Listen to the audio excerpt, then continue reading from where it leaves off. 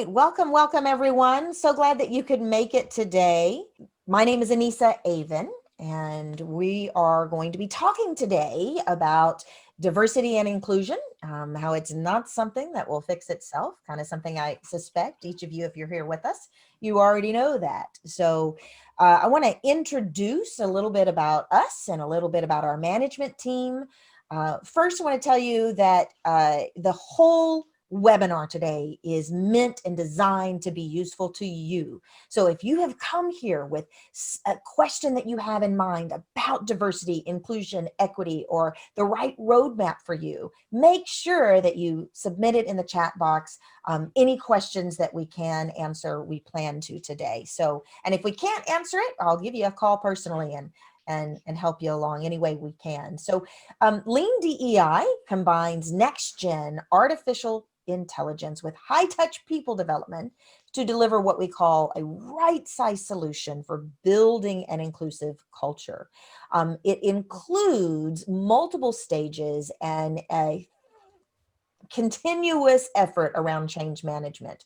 And that's something that I suspect many of you already recognize, is that unlike other employee development initiatives, this one requires a more comprehensive strategy in order to move the needle. So I want to introduce you to our management team. My name is Anissa Avon, and I am the CEO and founder of Turnkey Coaching and Development Solutions. We are a single source provider of learning development, diversity, equity, inclusion, training, and coaching services, as well as strategic management consulting firm.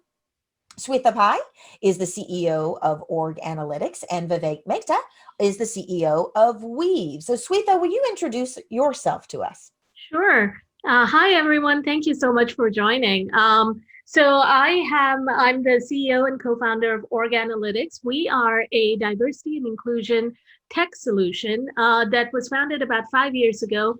We use machine learning and something called network analytics to help companies really measure inclusion, not just diversity. So, this is definitely a topic that we feel very passionate about, and I'm really excited for the kind of end-to-end solution that we've put in place with Lean DEI. But primarily, I really want to engage with people and help leaders really think about their diversity framework a lot in a more comprehensive manner. So I'm excited to be here and to engage with you guys. Let me turn it over to Vivek, and he can share with us more about his background. Hey everyone, my name is Vivek. I'm the CEO of Weave. We help people leaders to build happy and high-performing teams.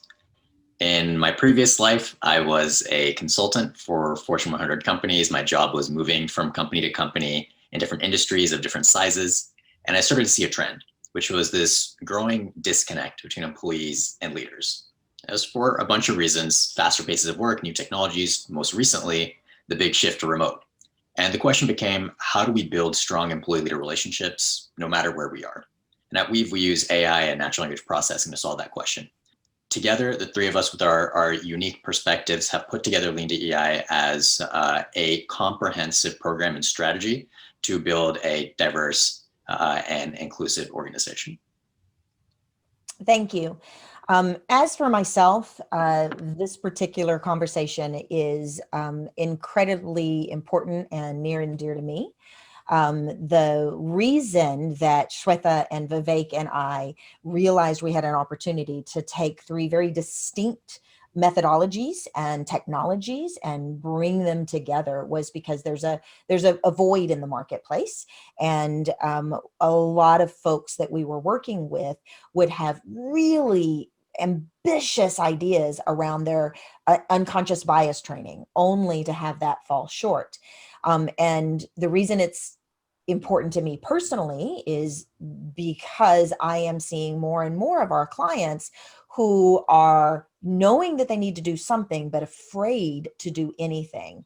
And for me personally, having come from a racist upbringing and knowing what it takes to move from an ideology that you're like fish in water. You don't know what you don't know. You don't know you're racist when you're saying, I can speak for me and my family, for example, when we believe there's not a racist bone in our bodies, only later to find out maybe there's a lot more biases than you believe. And seeing a lot of our clients struggling with, how do you have that conversation when a large percentage of the majority don't believe it's a conversation that needs to be had?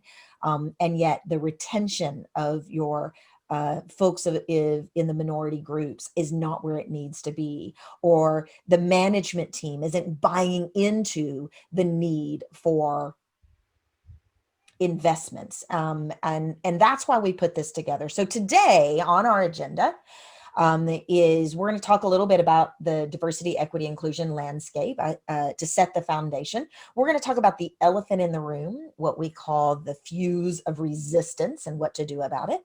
We're going to talk about the importance of building a right-sized approach with a willingness to make it an iterative process, identifying the challenges, benchmarking your employees, and for example, identifying the unconscious biases and the subtle acts of exclusions and the micro inequities that are happening in your organization, where the majority group may not realize it's even an issue. And yet your minority groups are like, oh, I can tell you it's an issue, right? We got to identify where that is. The second part is the change management piece. And it's really one of the things that is what I see gets the least amount of attention. And first, it's because change management is hard. It requires a long-term mindset as opposed to a short-term once and done kind of methodology. It'd be much better if we could just take a pill and wake up awoke. Right? But it doesn't work that way. So we're going to talk about the second part, which is engaging your employees over a longer period of time in order to create a culture shift. And then finally, we're going to look for solving for inclusion. That looks like training, coaching, education, mentoring, listening circles. And then, of course, more progressive strategies, tying executive salaries, for example, to diversity inclusion results, which is what some of the larger organizations are beginning to realize they have to do to play a bigger game. So Vivek, will you share with us the piece about the landscape, the social disruption and what's occurring there? Mm-hmm.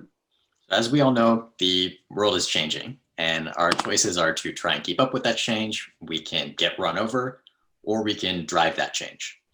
At this point, everyone knows the stats. We all know that inclusive organizations are more innovative. They have greater returns, lower turnover. They capture more market share than less diverse peers. But we still see companies struggling. This isn't about 5 minutes of Googling. We see issues at Facebook with Black employees speaking out on racism. WeWork is being sued for age discrimination. Just yesterday, actually, Del Taco paid out $1 million in a sexual harassment lawsuit. And actually a very representative example of what we're talking about is Starbucks. Starbucks in 2018 had a manager call the police on 2 Black men. They were arrested within 10 minutes of them just sitting at a table. In response, very publicly, Starbucks shut down all 8,000 stores to do trainings. But then you fast forward to 2020 and they're back in the news for banning employees from wearing BLM attire. And the lesson that we can draw from this is that they're being reactive, despite taking the issue very seriously, pouring an impressive amount of resources into unconscious bias training and other efforts. The culture itself is slow to change. So with companies being aware of the benefits of being inclusive, diverse, and being well aware of the costs of not doing so, what's the gap? What are we missing? Yeah, and this is where, it comes back to the example that Vivek just mentioned with Starbucks. That's a prime example, but they're not the only ones. In fact, they're probably much more, it's a much more common structure and much more common occurrence than not, where D&I initiatives tend to be just flawed and they don't have the impact that we want it to have because it tends to be reactive and piecemeal. It also, D&I initiatives also have a tendency to be very top down from the executive committee onwards and down, but it's very centralized as well. It's a headquarters type initiative, and it doesn't really necessarily go down to the ground level folks who are actually impacted by the bias. It also, because it's so centralized, because it's so top down, it, like any strategic initiative that ends up being very high level, it's very broad and it's very generic. And the people who are actually on the ground who are impacted by these biases or impacted by flawed structures or policies, and as well as the leaders who can actually affect change, there's no support for them because again, it's all at that centralized kind of headquartered level. That's the trend that we see when we look across a lot of our clients and a lot of the industry. There's also, because of all of this, what ends up happening is there's no real measurable ROI. Now, this is a problem across people programs and people initiatives in general, but with diversity in particular, because there's a sense that it is much kind of fluffier than normal, that there's just no ROI. There's no way to measure even the effectiveness. And that means that there's no accountability. People just throw money at this initiatives or at some initiatives and just hope for change and hope that it'll be enough. But there's just no way to actually say, okay, that worked, that didn't, here's how much that worked, and here's what we need to do next. So with all of that ends up not having much of a long-term impact. You'll see a blip of a change, but things go back to the path of least resistance, which is the path that has always been there. And that's the path that everybody just tends to kind of revert back to. So that's why we see that it is just so structurally flawed. And on top of that, the thing that we also have to come to terms with is the recognition that not all discrimination is obvious. It runs at a very insidious level within the cultural norms. So you have to address the solutions at that level, because not just a solution will not be effective. You have to address it at that level, and it has to be customized to your needs. And then you have other things within the organization that I will turn to Anisa to talk about, and that is that elephant in the room that we talked about. Thank you, Shweta. So we're going to state a little bit of the obvious, and that is that when done in isolation, training alone can be divisive, especially now, from awareness building activities to diversity appreciation. The conversation around affirmative action, for example, is stirring a whole new set of emotions and backlash that a lot of companies are not prepared for.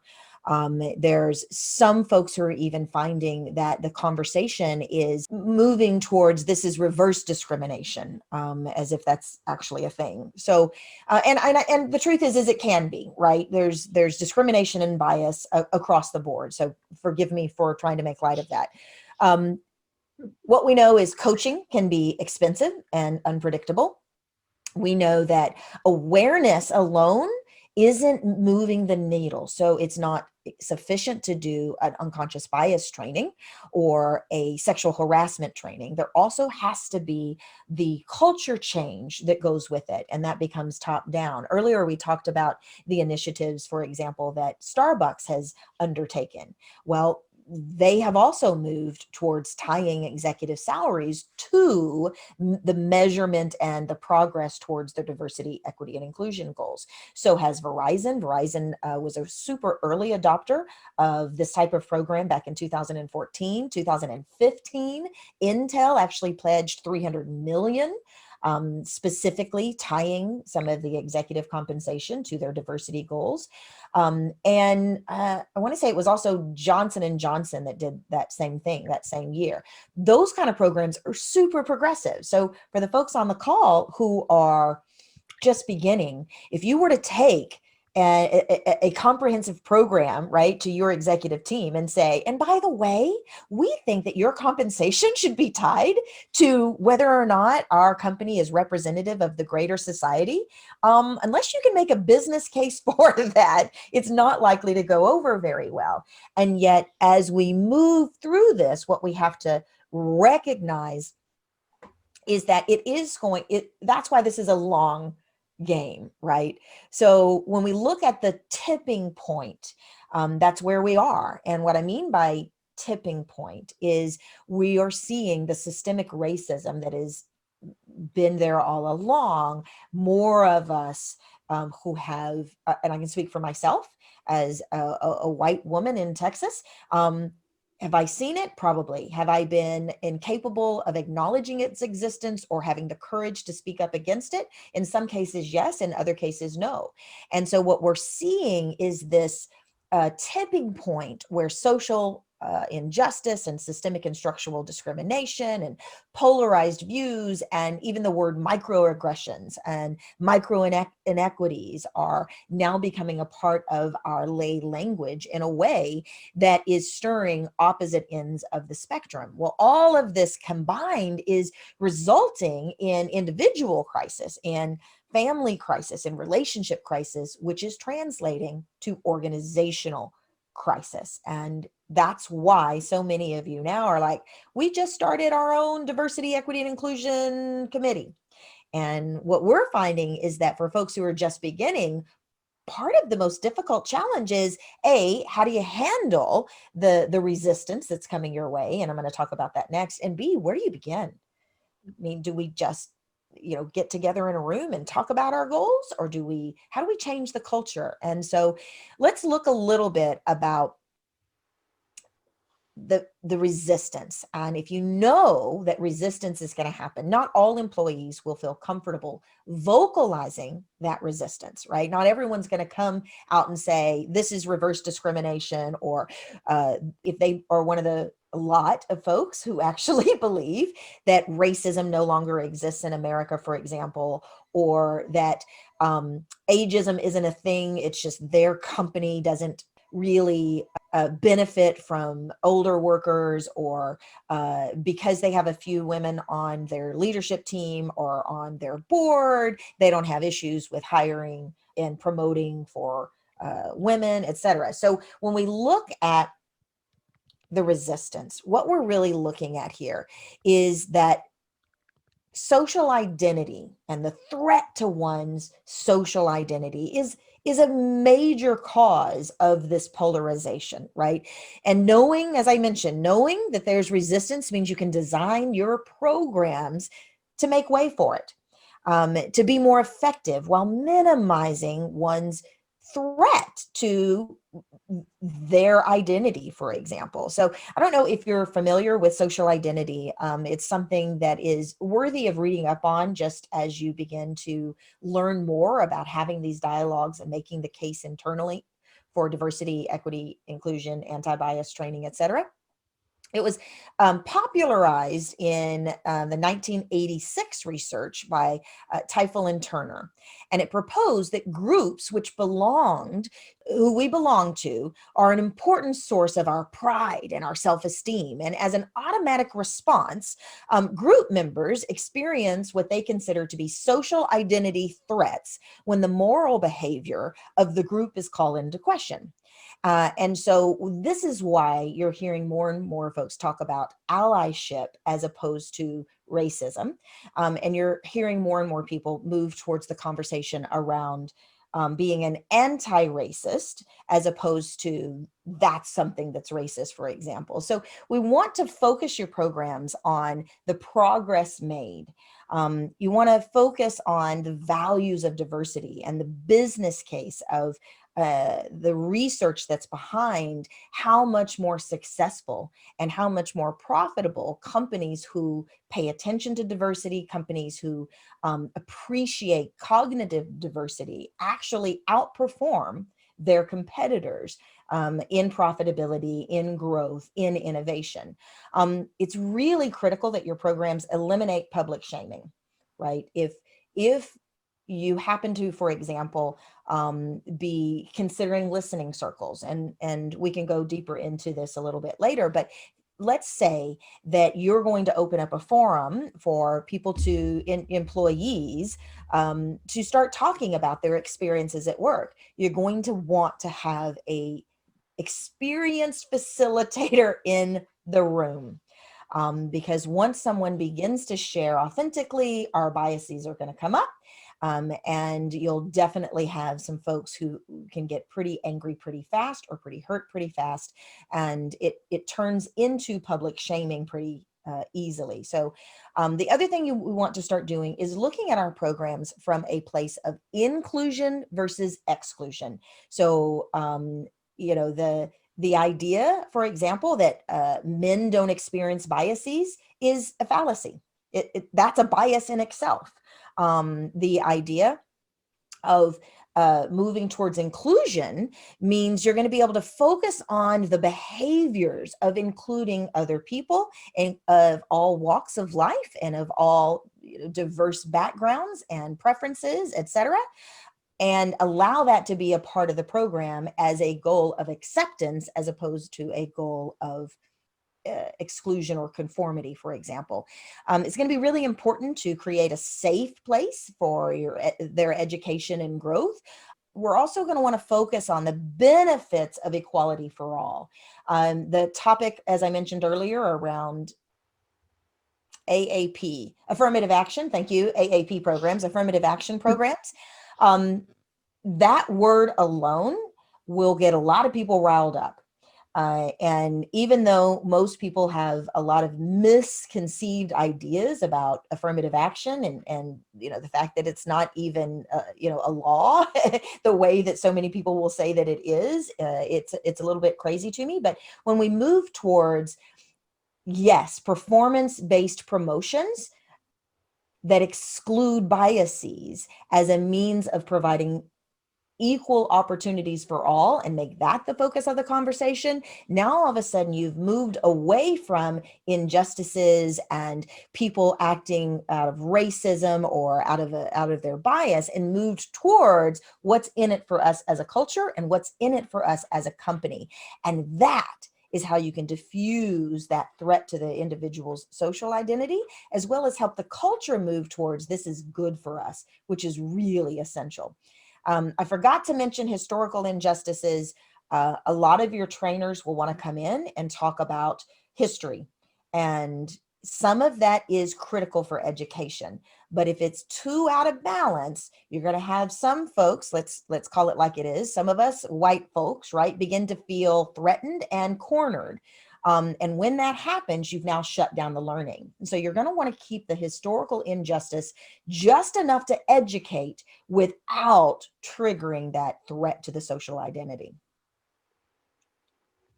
Yeah, I know that this was an actual, this came up in the chat a few times. And everyone, if you guys have any other comments, feel free to chat. We're monitoring that, put the comments in. We're monitoring that. We'd love to hear from you on that. This is just kind of from our research and from what we've heard from experts. So that's what we're relaying. But we would love to hear from exactly, you guys on what you're seeing on the ground as well. Yeah. Thank you. Thank you. Definitely. So the elephant in the room, we've just really hit on it. The dominant focus on historical injustices can cause majority groups to resist, deny, and withdraw support for DEI goals. The challenge there is most of them will not be vocal. They'll just be resistance to the process. And if you have leaders that are not buying in, then your minority groups are going to begin to feel exhausted. They're going to lose trust, and you're not going to accomplish what diversity, equity, inclusion can do for the company. And you're going to end up having some people leave when in fact it just needed to be managed a little bit differently. So one of the things that we're going to share today is really about a framework. And the framework is about identifying, it's about engaging, and it's about solving. Right? So Lean DEI is an end-to-end solution to build an inclusive workplace. It's about enabling diverse hiring, team building, and decision-making at all levels of your organization. That is the name of our solution, but it's also what we're suggesting to you. It's also a process for specifically using this as a framework. And so I'm going to talk a little bit about how it works, and then we're going to go into each stage. And again, while we're talking about our solution, I also want you to think in terms of, even if you don't work with us, how would it look for you to use this as an iterative process to apply to your diversity, equity, inclusion goals? So the first one is all about analysis. A lot of companies will jump right in and they'll be like, we heard so-and-so talking in a discriminatory way. We've had a couple of HR reports about harassment. Let's just do a training, right? Great. If that's what the budget allows, fantastic, run for it. The challenge, though, is if you haven't done a proper benchmark, how do you know for sure the level of bias in the organization or the level of discord? It may not be the best way to utilize your budget if you're not confident about the level of disconnection in the organization. You also want to know, who are your change makers? This type of initiative where you're looking to shift a culture, and there's no organization that we've ever seen that doesn't have an opportunity for some culture shift. One of the best ways to do that is to run what Switha in a minute is going to tell us about, which is an organizational network analysis. This is where you identify the employees who are most impacted. You find your key people leaders as well as your key champions for change, so that you're influencing not just from the committee, not just from your managers who are in charge, but also from the ground up. And it can make just such a huge impact to know, where are you starting and are we making progress along the way? So this identify stage, assessing, engaging, solving is that iterative process. Number two is all about engaging. In a moment, Vivek is going to share with you how we recommend doing it using technology. But whether you do it with technology or not, keeping your ear to the ground and keeping that ongoing conversation is critical to change management. So Vivek is going to talk to us a little bit about Kim, our empathetic AI chatbot, which is always an available resource to continually survey, but it ends up being a bit more of a two-way conversation that allows you to have actionable insights immediately. Finally, you're going to look at what real kind of solution is the right-sized approach for our gap, right? Is that training? Do we need, particular racist coaching, anti-racism coaching for some key leaders in trouble? Do we need to have some listening circles in order to build trust? What kind of solution will move the needle? So Vivek, will you start us off? Sorry, not Vivek, Shweta, would you tell us about the first stage in the framework we're recommending, identify? Yeah, absolutely. I think, like Anissa said, this is just honestly just a framework that we have developed. Everyone, we're not necessarily, we think that this is a very effective framework given all of our experiences in this field. But we'll just we'll go through a lot of the examples on how we would approach this.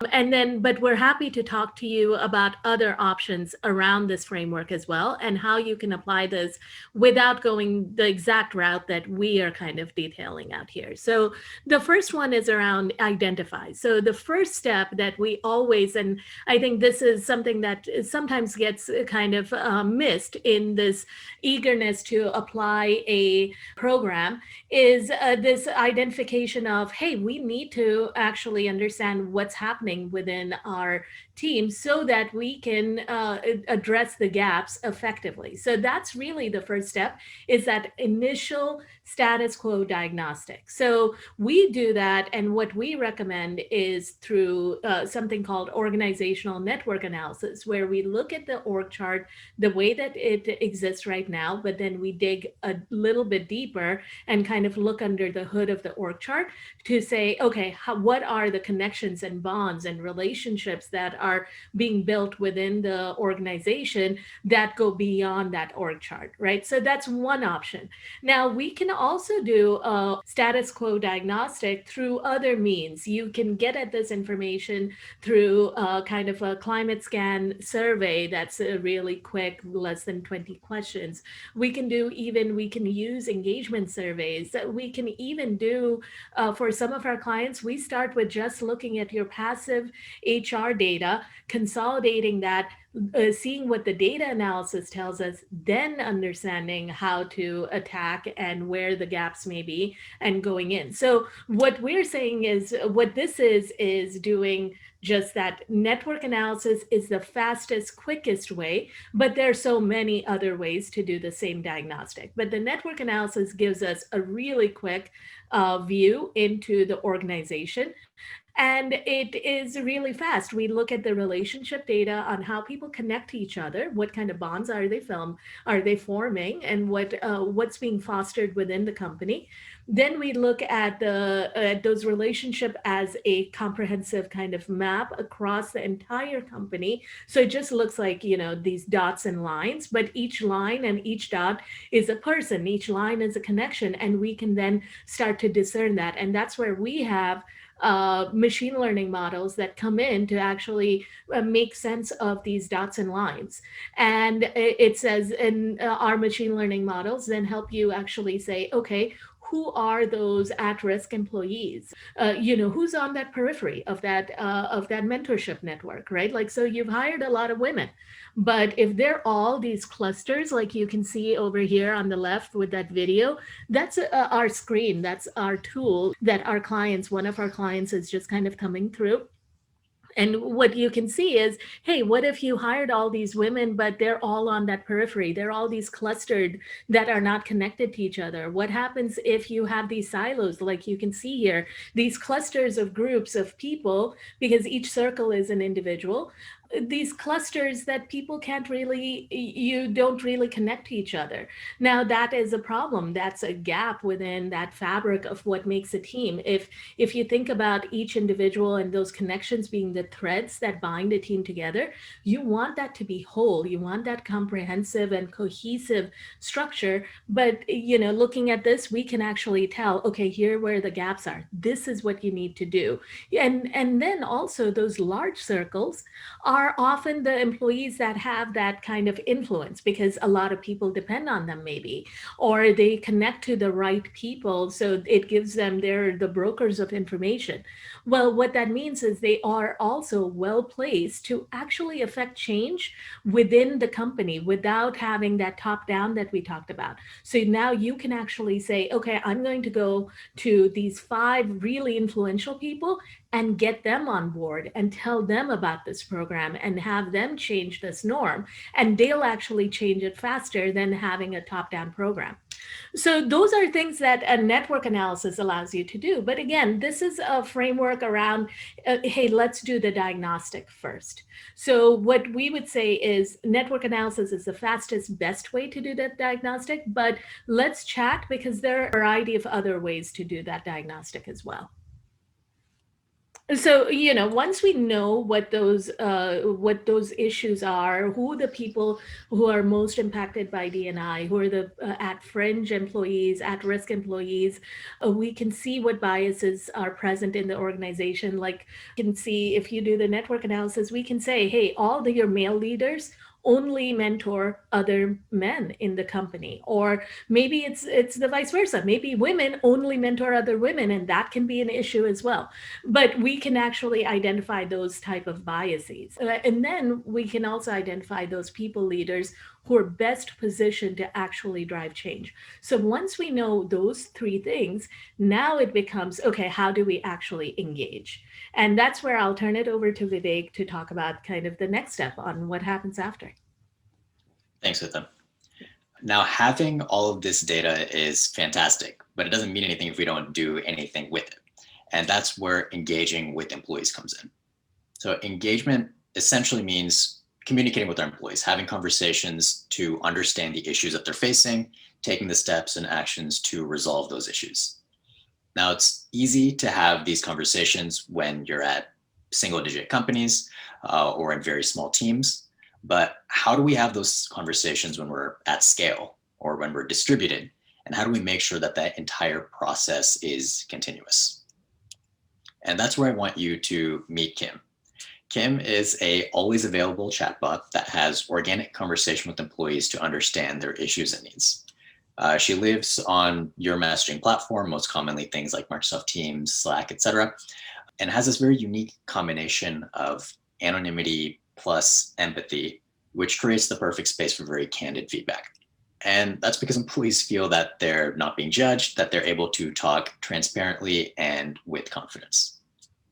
Now, there are two ways that employees chat with Kim, and whether you're using a solution like Lean DEI or not, we recommend that you have these communication pipelines available for employees. So the first is conversations whenever an employee needs to escalate an issue, knowing that that resource is there, or they can make sure that the thing that's important to them is being heard by a decision maker. The second pipeline that's essential is to reach out proactively and pulse employee sentiment on different topic areas. And if you're able to have those conversations in person with every employee regularly, we certainly recommend it. For those of you at larger organizations, Kim can help you have those conversations at scale.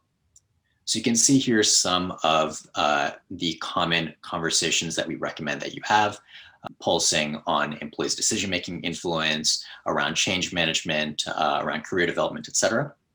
But the question becomes, how do we know what conversations to have with which employees? And that's where the identify phase comes in. That's where network analysis comes in. So network analysis will tell us which conversations to have with which employees, and also which leaders need to be seeing the insights and results from that conversation.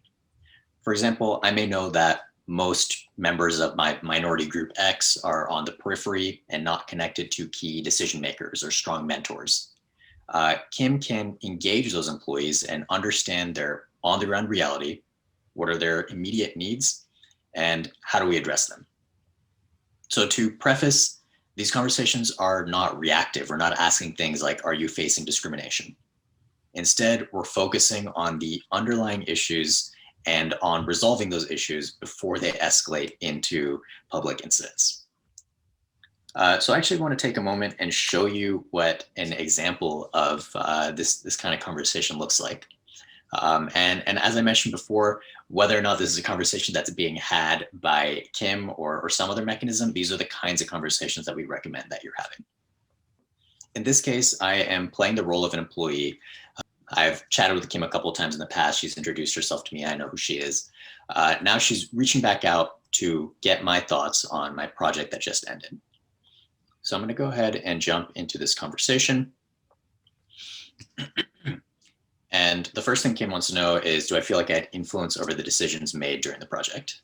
So I'm going to say something like, not really.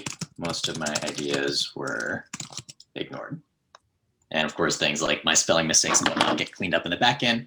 But Kim is also using some natural language processing to understand kind of the intention and topic of what I'm saying and ask the right follow-up questions. In this case, she wants to know if this is a trend that I'm experiencing at the company. So I'm going to say, yes, some of us need to keep improving ourselves. Some have it easy. The other thing that Kim does is using emotional analysis and sentiment analysis to empathize with me. In this case, she knows that this is something that's frustrating, and she wants to let me know that it's an area that the company is focusing on improving, that my thoughts are going to be heard. Now she's asking if my project manager is showing an interest in my career progression. So I'm going to say, no, he's usually busy. Something that we recommend that you do both in in-person conversations and something that Kim can help you do in real time when talking to employees at scale is routing employees to the right resources at the right time. In this case, this is an employee that doesn't seem to have access to someone that can help them plot out their career progression, someone from a mentoring standpoint.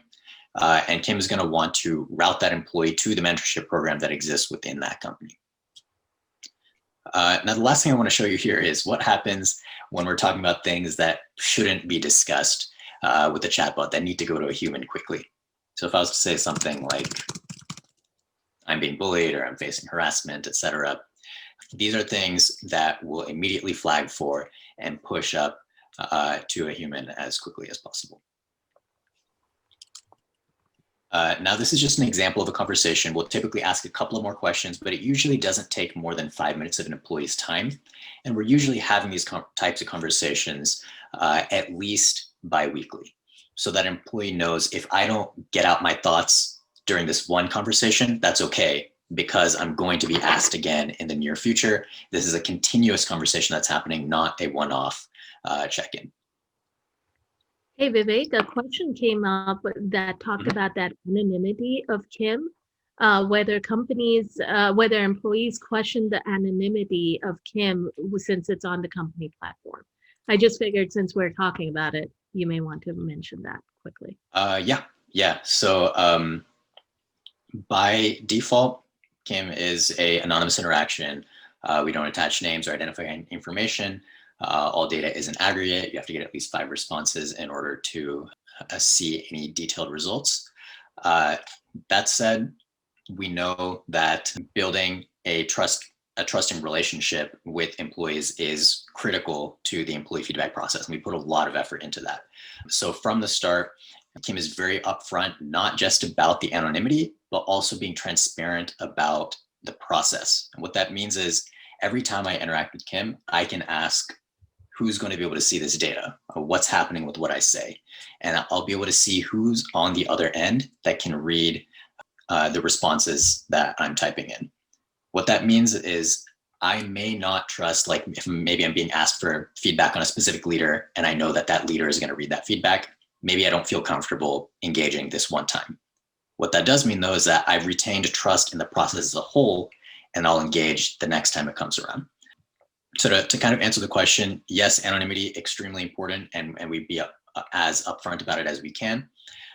But ultimately, there is a level where employees know they're interacting with a company-sponsored tool.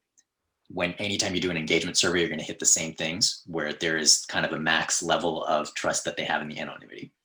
And so what becomes especially key there is who's on the other end and being transparent about what's going to be done with that data and why it's going to be a benefit to the employee that when they give feedback on their issues and needs, they're going to see a really quick turnaround. And that's actually exactly what I'm going to talk about right now. So post the conversations that we have, we surface a bunch of insights on emotional analysis, topic analysis, sentiment analysis, etc. But the important thing to remember is that just dumping data on leaders is not improvement in itself. Instead, we need to be creating a really clear pipeline to go from issue to action. So that path starts with conversations to understand employee issues, and then broadcasting back to them to say, hey, we heard you, and this is what we're doing about the issues that you brought up. Or to broadcast out and say, hey, we heard what you're saying and we need help to know what to do about it. And that's where crowdsourcing comes in. A great way to engage employees is to engage them in the solution building process. Crowdsource suggestions for improvement that will kick off the action planning workflow. And finally, this is not a one and done process. The conversation is continuous. So you ensure that the needle is incrementally, but constantly moving. Now, this is a process that Kim drives for Lean DEI, but whether you use a tool like ours or not, we recommend that these are principles that you follow. At the end of the day, the relationship that you want to build is employees should feel that if they engage in the process, their issues are going to be solved in a timely manner. And leaders should feel that they always know what actions to take. They never have to ask, okay, what's next when moving from identification to resolution of an issue. Now, what this means is that we have talked to employees that are impacted by D&I issues and biases about the biases that they're facing. And we've delivered those insights to the leaders that are best positioned to drive change for each specific group of employees. And now that we have a process, how do we ensure that these leaders are actually going to make the right decisions and take the right actions. And that's where I'll turn it over to Anissa. Thank you, Vivek. And there's a couple of questions that as we move forward, we're going to integrate and answer here. So, but first, let's talk a little bit about, okay, what are the elements of just a really strong approach to building an inclusive culture, to addressing your diversity and equity goals, right? So first, let's talk about some items that you can do internally, and it doesn't have to be super formal, but to just get started. It's going to be really important to figure out a way to develop a mentoring program that focuses on diversity, focuses on making sure that there are equal opportunities for career advancement and proximity for everyone in the organization. And by proximity, I mean one of the things that creates the greatest amount of misunderstanding and continuation of biases is just not having those relationships that help break down the walls. A formal mentoring program can really help break down some of those walls.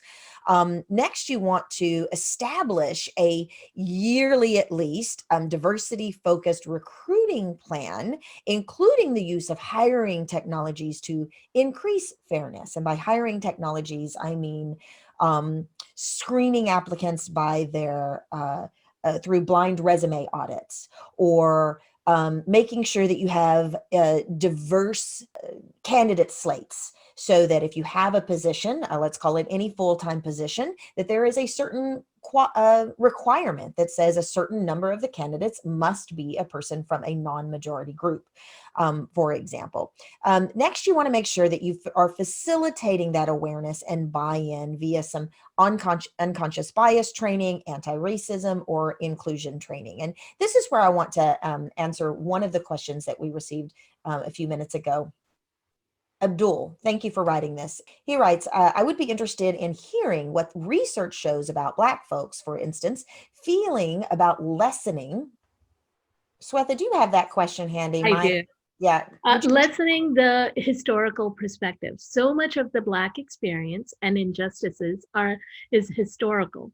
So to minimize that also says to minimize the plight, pain, suffering, and experiences. It's a completely fair comment and observation of the Anissa. I'll let you handle it, and then so I think it's an important piece of this to understand that even though our goal is to lessen the resistance in order to create a bridge for more allyship across an organization, more allyship across the divided lines, it is essential to understand that there's not going to be one extreme or the other, right? If we have seen experts come in and the entire training is around the historical injustices, and it doesn't give majority group a feeling of, let me ask questions, because they end up feeling cornered and isolated, right? Vice versa, if a program doesn't address it at all, that's not going to work either. There has to be an educational piece. What we've done a little bit of research. It's actually a lot of research, but I wouldn't consider it comprehensive, specifically around some of our folks of color after they attend a training, really feeling the burden of having to educate the majority group. And so there has to be this balance of enough of an education around historical justices without expecting your people of color being responsible to carry the burden to educate. So our white people need to do our own homework and educate ourselves so that it doesn't become the responsibility of our people of color, and vice versa. The trainers, the coaches that you bring in need to understand that there is an interactive requirement to this content or it cannot be effective. So let me know if that's helpful or not, and what questions you might have about that. So if we move on to, if you are only going to do one thing, it's really important that you fine tune your discrimination and harassment, anti-harassment policies. They've got to go beyond, we don't like this. They've got to go beyond, these things aren't good, we won't tolerate it. There also needs to be an escalation procedure, a investigation process that is taken seriously, communication about how to report anonymously, and on and on. It's one of the things that in the research, when people say, queried about what do you believe would be really helpful. It's the policies and the procedures and the accountability and enforcement of those policies around discrimination and harassment that are so important. You're also going to want to, I've already kind of touched on this, so I won't go deeper, inspect and improve your complaint systems. What Vivek was sharing with us earlier about the importance of confidential, anonymous ability to escalate. It's also really essential that your allies understand their responsibility as they are on the sidelines of speaking up, no matter the position or the identity of the offending party. It requires a culture shift because most people aren't going to naturally say, you know what my boss did, if it's going to risk their livelihood. So that culture shift has to have a part of it be, we want your feedback, we want your communication, and there needs to be a system for that. We want to foster your diversified networks, giving folks in the organization through employee resource groups an ability to network across racial lines, across lines of differences, as well as with their own, in order to make their way and to create a voice inside your organization. It sounds like for most of you guys, you are already working with or developing some diversity and inclusivity managers and committees. Bravo. It's really difficult to create culture change if a singular person is responsible for everything, which is why we're Swetha was talking earlier about the importance of identifying your champions is so critical. We want to create a safe place for conversations about race and diversity and discrimination and the things that folks don't necessarily understand. We want to inspire culture change via top-down support. This is where resolving your leadership team's issues with diversity, equity, and inclusion really matter. You may get a $2,000 budget to manage this for a 200,000 person employee base if you haven't made the case. And by business case, there is a financial, profitable reason to take on diversity, equity, and inclusion. And making that business case needs to be a part of the DEI committee's responsibility. Even if you think they should know it, put it into numbers and ensure that your executive team and your leaders are also being trained on the bottom line impact. We know it's the right thing to do. That doesn't necessarily mean they will buy into the investment for doing it unless you can prove that there is a monetary and economic reason to make this happen. Finally, it's about continuous improvement. We've mentioned this. When you have an initiative that is one-off or once a year, or they go online, they take a anti-harassment course, don't expect culture change. So whether you use a technology like Kim, the chatbot, or some other type of focus groups, listening circles, or group coaching sessions, or ongoing quarterly methodologies in order to keep the conversation alive, be prepared that this is an 18-month minimum to 4 or 5 year process to shift the culture where it needs to go. Hey, Anissa, there was a question that came up that I think kind of applies to that prior slide. It was around, is it advisable to suggest to your group that we may be having difficult and uncomfortable conversations when dealing with D&I, or is that setting it up for even more resistance by posing that statement? Yeah, thank you so much for bringing that up. And thank you, Keith, for asking that. So we consider it a best practice to acknowledge the elephant in the room, to say, we're not going to get this right. We know that we're going to run at this to the best of our ability. We know we're going to make mistakes. You also want to be able to say in those training sessions, these are going to be difficult conversations. And if you don't feel like participating right now, that's okay. No one here is going to be forced to share their story, right? It's also really important to acknowledge that not every uncomfortable conversation will be resolved during a 90-minute session, during a half-day program, right?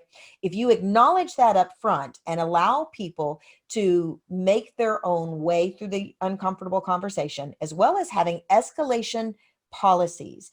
If during your event, someone shares a sexual harassment incident there needs to be an immediate methodology to support that person in containing that conversation in a way that's healthy for the group, as well as what do we do about this to maintain confidentiality and address it in a responsible manner.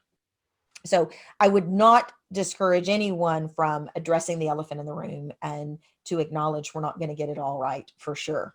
And it's going to be uncomfortable.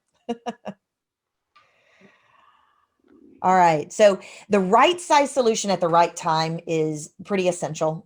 I've seen companies take on really big endeavors only to not produce the results they're looking for because they haven't created a holistic approach that Switha was asking about earlier. So the mentoring process, having the ability to have a micro consultant that can support you in right sizing your approach, looking for ways in which you can create a coaching culture, anti-racism coaching all the way to acceptance and inclusion coaching, having the right kind of training, making sure that your internal leaders or certainly your internal champions are given the ability to learn the process for creating culture change around this is really important as well. And right now we're seeing a lot of traction, a lot of momentum around facilitated discussion circles, like listening groups and what have you. So I know that we are bumping up into our time. I want to make sure that we have answered your questions. Like, why don't we move to how we move through the process of the framework and how we suggest you do it. It's number one, where are you? Where do you need to go? What are the gaps? Number two, communicating and listening to your people, creating some type of methodology to do that at scale, and then respond quickly to that feedback that you receive.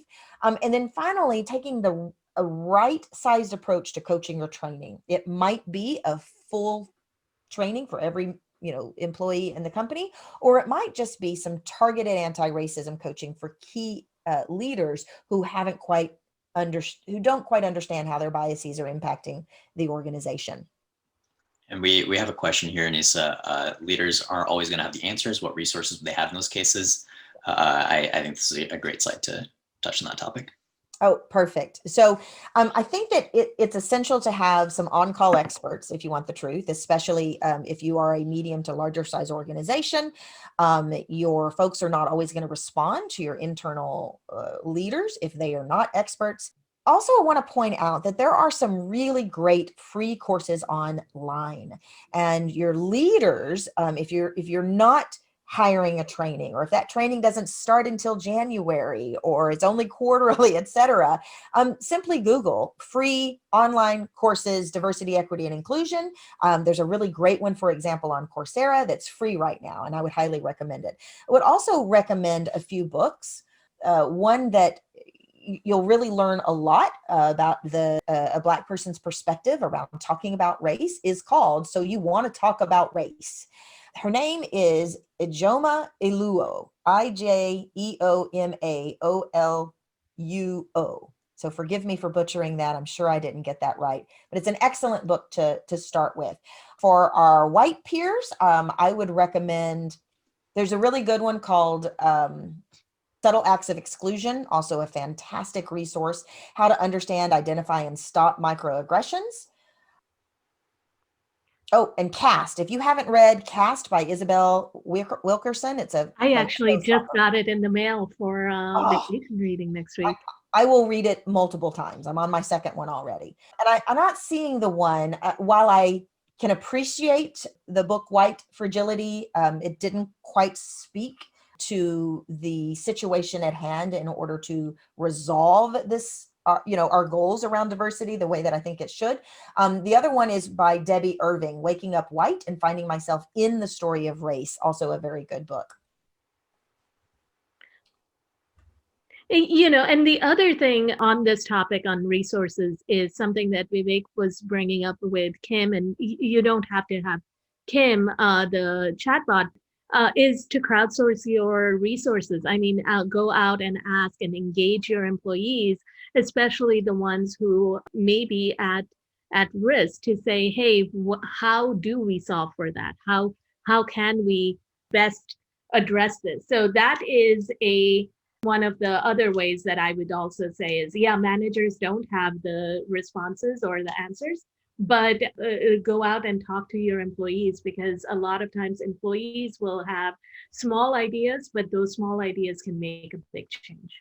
Yeah, absolutely. And I'm going to type in, or Sheila, if you're on the call, can you type in those names of those books? And guys, we have a few questions that have come in about those books. We will definitely, on one of our subsequent emails, we'll send you guys that list Perfect. as well. I think we can Great just idea. probably, we can just send that along with the recording. We will send out this webinar content just so you guys have that as well. Perfect. And so if we look at the framework, and what we're really hoping you take away today is the 3-step process around know where you are. You got to identify who you are and who are your players and where your marginalized employees are suffering. Second, you've got to engage them and start listening. Crowdsourcing, meaning ask them for the solutions that they need, as well as begin having that conversation on a regular, ongoing basis. It's not going to fix itself. It's not going to go away. And then create the right size solution, whether that is putting out some fires specifically around bias and discrimination, revamping your policies, or bringing in an anti-racism coach, or as some of our clients are doing, institutionalizing a full-scale listening apparatus where on a regular basis, managers and employees are meeting together to simply listen and have a conversation that is in a safe space. So whether it's coaching, training, policies, etc., look for the right size solution. So identify, engage, and solve is what we're hoping you take away from that. If we can support you, a couple of things that we're doing. One, Vivek has just finished this amazing diversity, equity, inclusion quiz. It's a very short assessment that will allow you to kind of check and see what are we doing well, what have we not considered, how are we scoring on our DEI goals and initiatives, and we'll produce a little bit of an idea for you to create a roadmap moving forward. It wasn't ready for launch today. We will have that in the next week or so. Watch your email. We'll make sure we send that your way. Second is we are providing complimentary consultations for companies that are on this call, individuals that are on this call that would like to just have some guidance. We know that our solution is not the right solution for everybody. We get that. We still want to help. We still want to be there to make a difference in the world. And so you see on the screen that Sheila just sent a way to schedule a complimentary consultation with us. You can either email consult@leandei.com, give us a call at 281-845-8800, or schedule at leandei.com/apply, and it'll give you the option to schedule right there on our site. Swetha and Vivek, what did we miss there? I think we got a lot in. I think we're good. I think so as well. And anything we missed, we'll send out an email. Absolutely. Yep. Reach out if we may support you. Let us know what you'd like to see on one of our next webinars. We actually have upcoming fire chats with some experts around diversity, equity, inclusion. So watch for more invitations around that. We are also doing a product demo. If you think that Lean DEI would be a good fit for your organization, certainly give us a call. We can run through how that might work and put together a proposal for you. We are also doing just a specific demo for how it would work in particular use cases on the 17th of this month. So we'll be sure to send out those invitations as well. We look forward to your feedback and to supporting you. Thank you so much for spending your time with us. And we're all working together to create a better world. So we appreciate you. Thank you, everyone. Thank you.